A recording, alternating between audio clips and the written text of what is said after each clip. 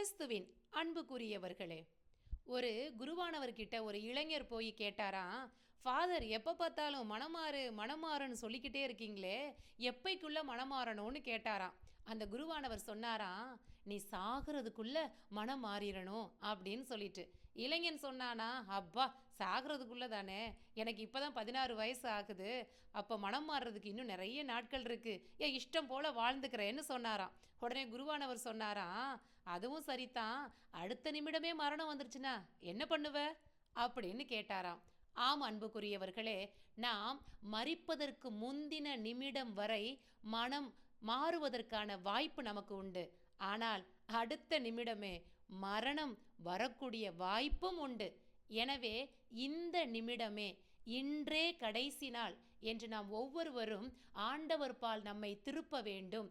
பழைய இயல்பிலிருந்து விடுவிக்கப்பட்டவர்களாய் கிறிஸ்துவினுடைய புதிய இயல்பை அணிந்து கொள்ள வேண்டும். மனமாற்றத்திற்கான அவசியத்தையும் அவசரத்தையும் உணர்ந்து கொண்டு மனம் மாறுவோம், நிலை வாழ்வை சுதந்தரித்துக் கொள்வோம்.